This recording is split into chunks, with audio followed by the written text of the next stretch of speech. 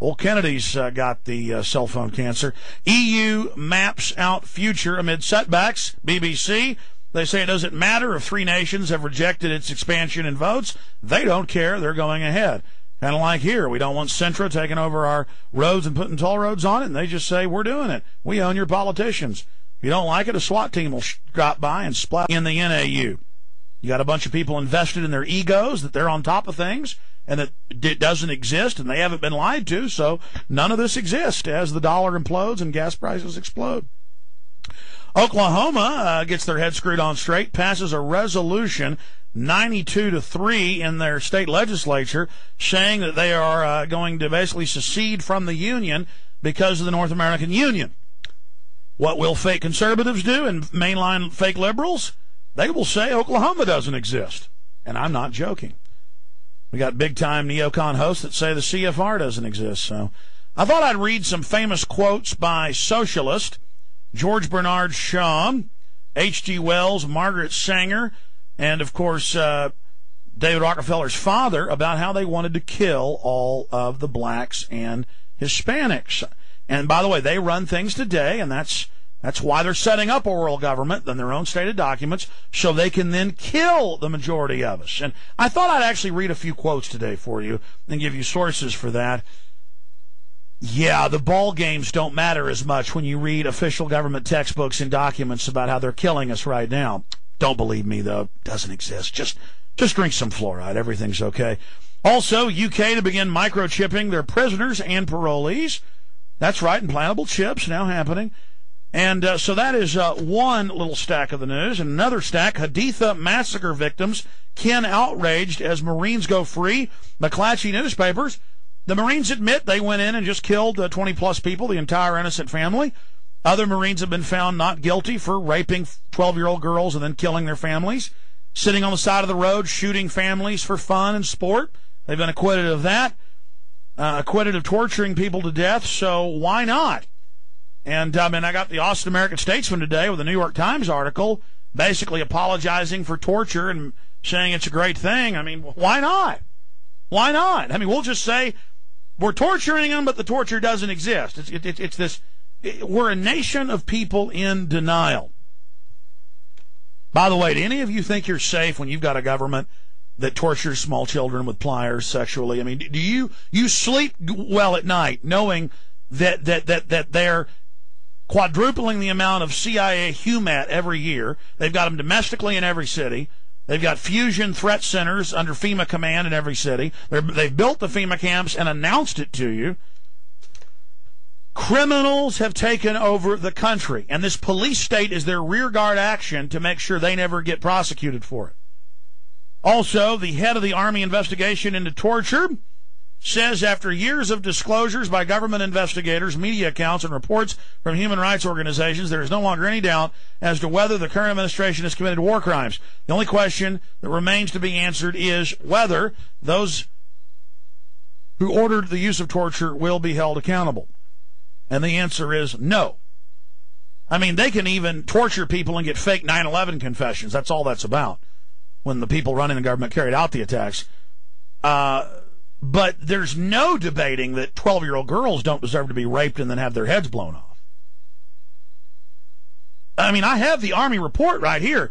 And after the Army report's been out for 3 years, it's much worse since then. But since then, the Physicians for Human Rights, who now the Major General, U.S. Major General, who did the investigation, admitted it. But he said, well, they were ordered. General Rick Baucus, the head of Camp X-Ray, quit and said, I can't torture people and commit war crimes. And then he added, by the way, these people aren't even Al-Qaeda. He's now on Frontline admitting it. It doesn't matter. Do you know that police in the U.S. since the 80s have been trained to torture U.S. citizens? They just call it paying compliance. In hundreds of federal prisons, if you don't work, and then dumb idiots out there say, good, make the prisoners work, they're taking your jobs. They work for 20 cents an hour on average, or 21 cents. The average federal rate's 18, but the average with state and federal is about 21. Go look it up for yourself. Do you understand that's taking your job? You think illegal aliens are taking your jobs, and they are? Driving down wages, bankrupting the welfare net, the social services net, which is really the eugenics net. They call it a safety net. It's an extermination net, a control net to dumb down families, vaccinate you, brain damage you, carry out the eugenics operations, declassified. But let's say you think it's a good thing. Well, they're burning and blowing all that out. You don't think 4.5 million prisoners and millions more in and out of the system aren't devaluing aren't driving down the wages? But side issue. The point is that, do you know what they do in a federal prison if you refuse to work? They strap you in a, quote, restrainment chair for weeks. Hardcore torture. Within hours, your back starts hurting, you start flipping out mentally. They put a bag over your head. And you sit there for days, urinating on yourself, defecating on yourself with a bag over your head. I have video on my film, Martial Law, of police saying, yes, we do this, where you have activists, environmental activists, abortion activists, doesn't matter who they are, and the cops walk up and they wrap nunchucks around the arms of the person sitting on the side of the street in an unauthorized protest, and they just break your arm, the bone sticks out, blood comes out, and the cops do high fives. Yeah, rogue, kill America, down with it. Got video of you. Got video of you. But it's out in the open. You don't urinate in a cup when you're at the hospital, they taser you. In Canada, the police said, yeah, you get on the bus and you don't have a ticket, or the train, we taser you as punishment. This is literally, you are slaves. Do you understand that? You understand, to bring you this info, I'm getting death threats. I've got HUMET all over me. I've got them looking for anything to try to set me up. I'm here risking my entire life to let you know the gates of hell have been opened. Evil has been released. Do you understand what's happened in every other country where the people let tyranny take over? The criminals go nuts, and they institutionalize it and codify it and dress it up in a nice uniform. But no one in modern history has ever written manuals about how to rip children's privates off with pliers in front of mommy. Only the criminals running this country. I'm going to get into torture first when we get back. Then I'm going to tell you what's happening with energy that no one will tell you.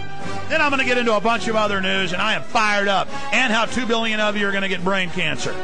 All right, we'll be right back. Keep enjoying your cell phones. Hail the New World Order. Don't listen to me. The government loves you. You know in your gut everything's fine. We'll be right back.